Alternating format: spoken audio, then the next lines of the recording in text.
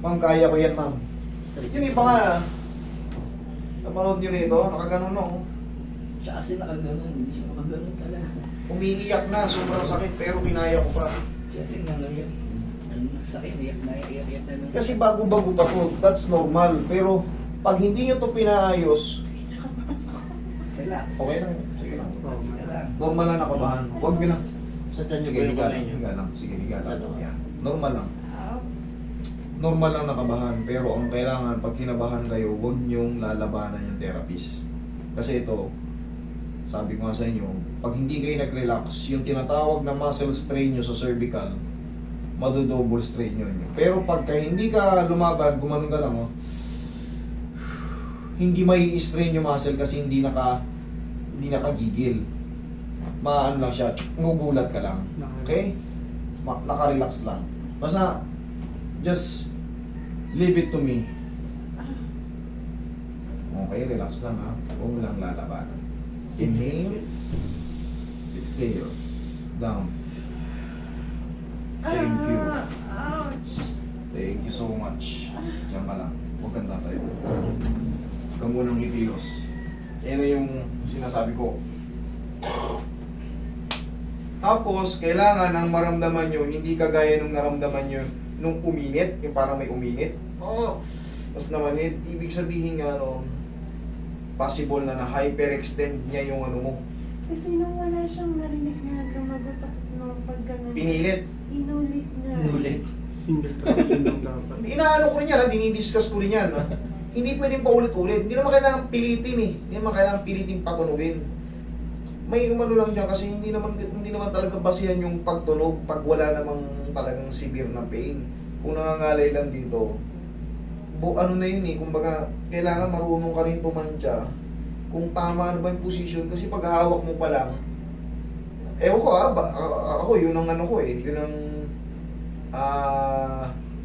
perspective ko. Pag hawak ko yung ano, alam ko siguro magkakaiba tayo ng ano eh. Ako basta pag hawak ko yung tao, okay lang naman kahit hindi tumunog eh.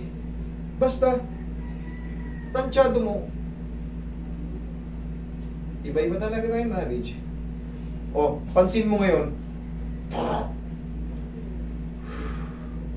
Para kang na ano ngayon, para kang nabunutan ng tirik. Tapos, kung hindi mo kaya nga tayo buibili minsan ng ano eh. Yung neck, neck brace. Pansamantala lang yun, 3 to 4 days. Pero, kung hindi mo lang kasi underswell ka eh, under inflammation, that's normal. Sakit. Pero, pag yan na-release, still pain, pero, Bearable. mas bearable mo. Pag tama ang adjustment. Iulitin ko lang, kagaya nung sinabi ko kanina, pag nagpa-adjust kayo, dapat yung pain na ganito, kalahati o mas manipis pa. Pero pag yan, yung sinabi mo kanina, mas lalong sumakit nung umalis kayo. Ibig sabihin, wrong ang adjustment. Pero i-blur namin yung mukha nyo kasi kilala yung clinic na yun. May branch din dito yan. May branch din sa lugar dun sa lugar na misis ko. Dami yung branch kaya medyo tatakpan na lang natin yung mukha baka nagbablog din yan sila eh. Hindi ko alam. Di ba nakita? May mga page yan sila. Hindi naman Okay. Siguro hindi na binlog kasi okay, sige. Pag uupo, dun muna tumulong sa kabilang sa siko muna. Ayan, para protektado. Sige.